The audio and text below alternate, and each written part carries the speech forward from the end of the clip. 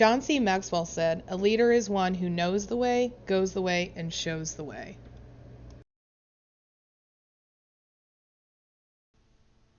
For this project, I chose the manager as a leader. I have chosen 10 qualities that managers as leaders must possess. First, I would like to address trustworthiness. It is a quality that all managers must have. In this photo, you can see my cat Kitty Friend. His life depends on trusting me, as I have to give him daily medications. Managers must be able to trust employees to perform the tasks daily. Employees must also be able to trust the managers. Say, for instance, I had a medical condition preventing me from doing a certain task.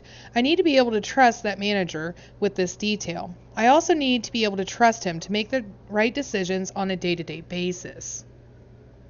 James Cash Penney from J.C. Penney said, "No business can succeed in any great degree without being properly organized." Organization. Every effective manager needs to be organized. Seen in this photo is my personal bullet journal. This journal is how I stay organized on a daily basis. With a full-time job, 3 college courses, it is easy to become unorganized. When a manager becomes unorganized, many problems can occur. Reports may not get completed in time, projects may fail, waiting on a key component, and employees could end up questioning the actions of managers. For example, why is this problem not fixed yet? I told Matt that it was a problem a month ago and it's still broken. So we need to be organized as leaders and managers so that we can become trustworthy, as in the first slide shows. Lead by example. This is a photo of my late father, the day that he was initiated as exalted ruler of the Elks. In his 30 years with the water department, he rarely took a sick day. He taught me more about saving money than anyone else I know. We have all seen that photo online of the boss demanding its employees to go, whereas the leader says, "Let's go." My dad had that quality, and that's what great managers need. Next, I want to talk about integrity. In this photo, you see Cameron Diaz bending over and picking up some litter off of the ground. C.S. Lewis says, "Integrity is doing the right thing even when no one else is watching." Now, there were cameramen watching, obviously, from taking this photo, but I do believe that this is something that she would do without the cameramen there. I would say that it is hard to find a photo of integrity because I'm taking a photo and then so someone else is there.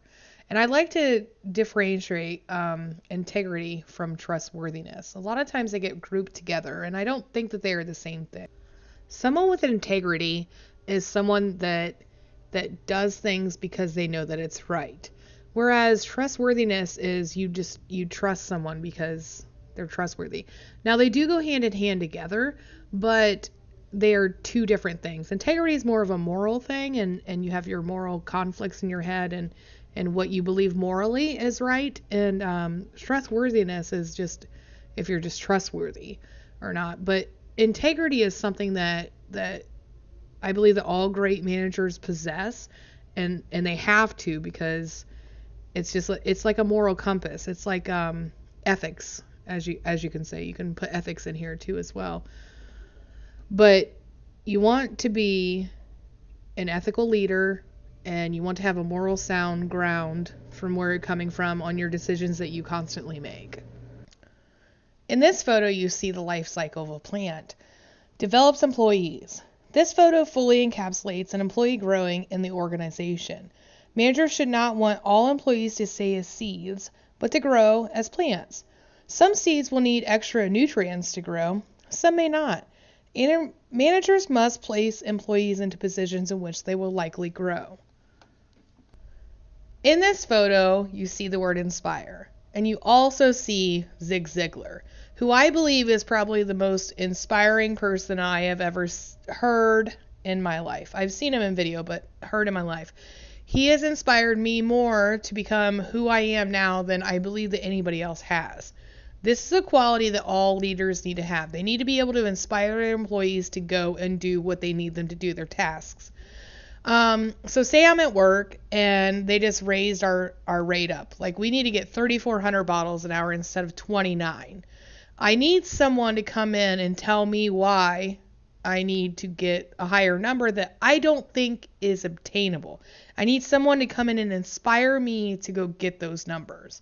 And this is what managers need to do. They need to go in and inspire. They need to be able to inspire people. In this photo, you see John Bosco grilling up some hamburgers and cooking us some hot dogs. What they're doing is here in this photo is they're encouraging us to come and buy their food at work, but all of our money is getting donated to the United Way. They are in fact encouraging us to donate to the United Way by feeding us delicious meals. And that's what we need leaders to do. We not just the United Way, but we need them to encourage us and just encourage us daily that we can do this job. We can hit those numbers. We can, fix the machine. We can do what we are here to do every single day for a paycheck. We need leaders and managers to be able to encourage employees to get the tasks done daily, even though some employees don't think it can be done. In this photo, you see a woman aiming a bow and arrow at a target. And Zig Ziglar once said, if you aim at nothing, you're going to hit it every time. So we need a manager to have goal setting. They need to have goals for themselves, and they also need to have goals for the organization as it is. They need to be able to set these goals and then make daily allowances to hit those goals individually, like little by little, and then they need to actually achieve those goals, and then maybe have some kind of something when they do hit the goals. But we need leaders and managers to be goal setting individuals. You cannot go into an organization and have zero goals for your employees or yourself and expect to achieve, because you can only measure achievement by, mathematical things like we did this, we did that, we did this.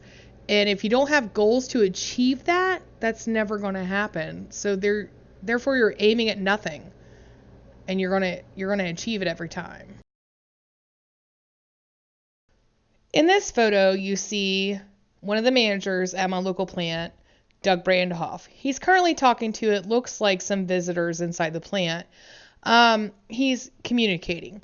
And so communication is probably the biggest issue among most people that work inside of some kind of factory or a plant. In my current job, a lot of us believe that communication is the biggest failure, whereas management comes up with a great big decision and then we hear about it, if not hours before it happens. And so leaders need to be able to communicate those things to employees effectively, and they also need to be able to communicate whereas they listen really well, because employees are always going to be the ones that give you all the great ideas that you need to run the plant smoothly. They are the ones that run the job every single day. They can come up with ideas on how to make it more efficient because they're the ones that do it. So there needs to be a constant communication between upper management and lower level jobs, and managers need to recognize this. This is probably one of the most important aspects of this slideshow. In this photo, you see me holding the biggest fish that I caught this whole summer, and with the words passion. Steve Jobs said, people with passion can change the world for the better. A manager needs to have passion for what they do. If they do not have passion for what they do, they're not going to do it effectively. So they need to love what they do. That's what passion is. You have love for something that you do.